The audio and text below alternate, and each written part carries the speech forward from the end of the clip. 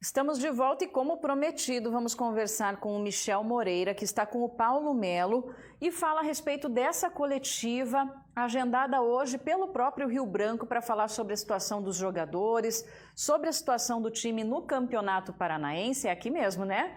Então vamos lá, Michel já está a postos. Michel, boa tarde para você, apesar de já termos nos visto, né? Mas agora de tarde ainda não. Por favor, traz os detalhes para a gente do que foi conversado aí a respeito do Rio Branco.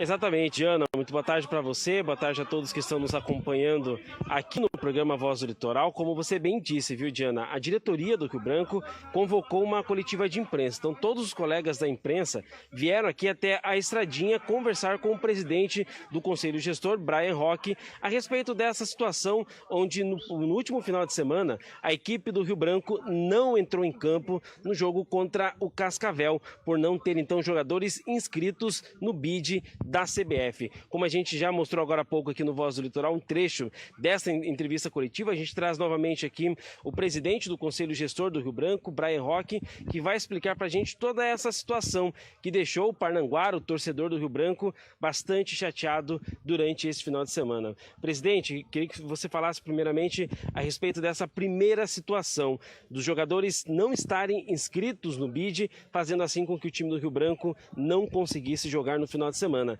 O que aconteceu, Brian? Boa tarde. Boa tarde a todos que estão nos assistindo na TVCI. Primeiramente, Michel, eu quero pedir desculpa, né?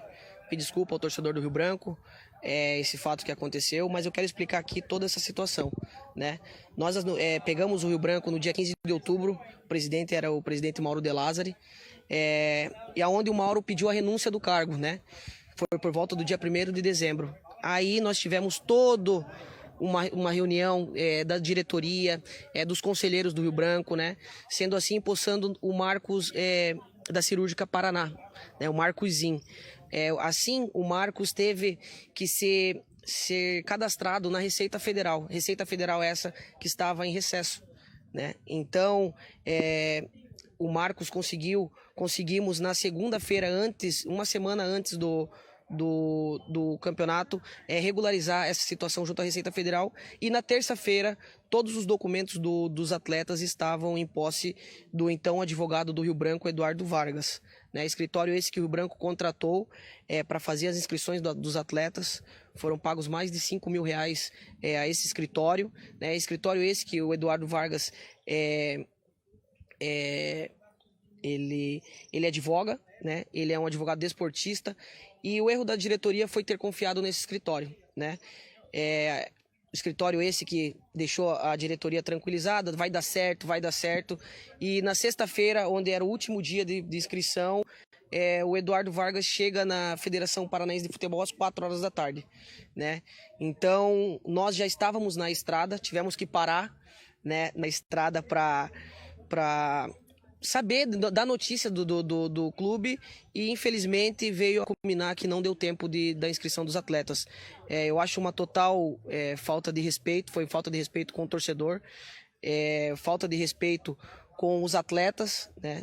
Tivemos que ir até a Cascavel, fomos até a Cascavel, os jogadores não sabiam que o nome estava no BID, e nós tivemos que dar essa notícia aos jogadores, né? O erro da nossa diretoria, Michel, eu acho que foi confiar nesse escritório do Dr. Eduardo Vargas, né? Escritório esse que onde ele advoga para Londrina, para São Joséense, para o CSA, times de Série B, né? Então nós tivemos boas recomendações, mas infelizmente a falta de profissionalismo culminou nessa não inscrição dos atletas a partida de sábado contra o Cascavel, né? Essa documentação, Brian, foi entregue com antecedência já para o escritório de advocacia que estava cuidando desses trâmites? Como que foi também essa questão desses documentos dos jogadores também serem levados até o escritório de advocacia, que tinha o papel de levar na Federação Paranaense de Futebol? Bom, como eu bem disse aqui, na terça-feira foi todos os documentos entregues em mãos e virtualmente ao então advogado Eduardo Vargas.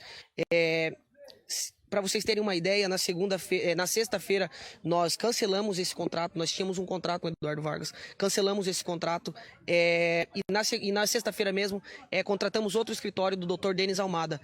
Dr. Denis Almada na segunda-feira fez o registro de 15 atletas. Então, para vocês verem como deu tempo em um dia de escrever 15 atletas. Então, eu acho que foi falta de profissionalismo desse então advogado Dr. Eduardo Vargas, causando assim a não inscrição dos atletas. Brian, no momento que vocês chegaram em Cascavel para o primeiro jogo, então, do Paranaense de 2022, a diretoria do Rio Branco, os jogadores, já tinha ali alguma ideia que algo poderia estar errado? A diretoria foi avisada antecipadamente que a documentação poderia não ter sido entregue para a federação? Bom, a diretoria estava tranquila, porque o doutor Eduardo Vargas estava passando essa tranquilidade. Não, vai dar tudo certo, tá tudo certo, tá tudo tranquilo.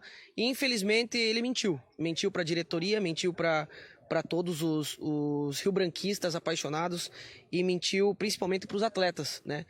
É uma viagem desgastante a Cascavel, fomos todos a Cascavel, eu fui, a diretoria que está aqui também presente na Estradinha também foi, e sendo assim, não conseguiu ter tempo hábil, né? Chegou às 16 horas de sexta-feira na Federação Paranaense.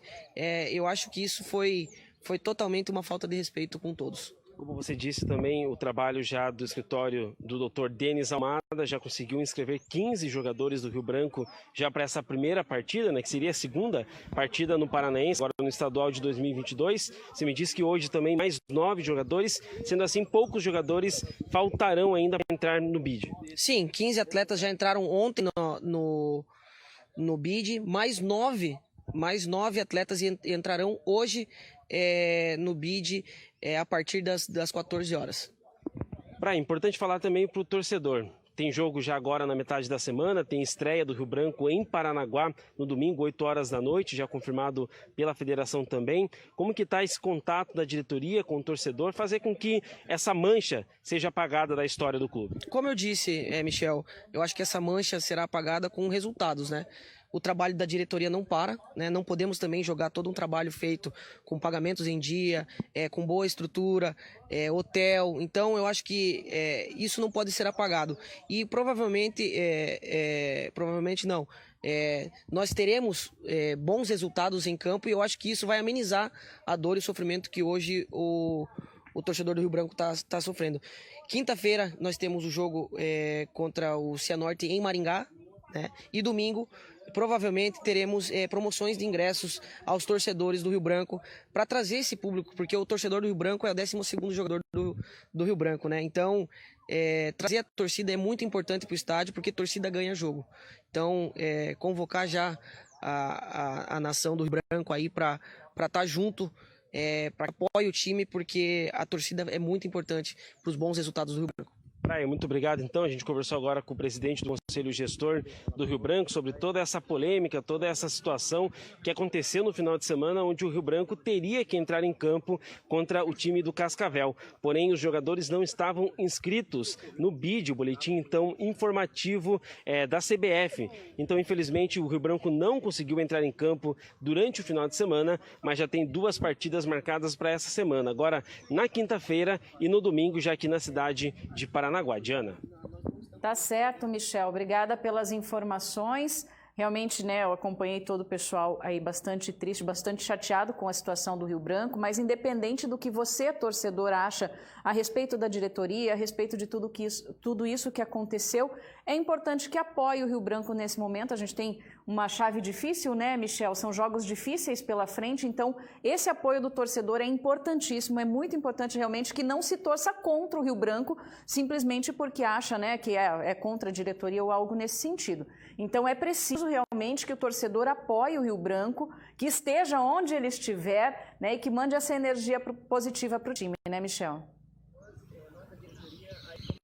Com certeza, Diana. A gente tem certeza, de fato, que a torcida do Rio Branco na quinta-feira tentará acompanhar o jogo, seja pela televisão, seja pelos rádios que fazem a transmissão também desse jogo na quinta-feira em Maringá, o jogo contra o time do Cianorte, e com certeza também o torcedor vai lotar o estádio no próximo domingo, um jogo marcado para as 8 horas da noite. Então a gente tem certeza, como o Brian Roque, agora o presidente do Conselho Gestor do Rio Branco, disse, que a torcida do Rio Branco é o 12º jogador. torcedor. Então, com certeza, a torcida vai apoiar, mesmo nessa situação difícil, mas como a gente disse anteriormente, né, Diana? Que seja passado uma borracha, que seja esquecido tudo isso que aconteceu e focar agora que o Rio Branco, de fato, estreia no Campeonato Paranaense de 2022. Certo, Michel, obrigada pelas informações.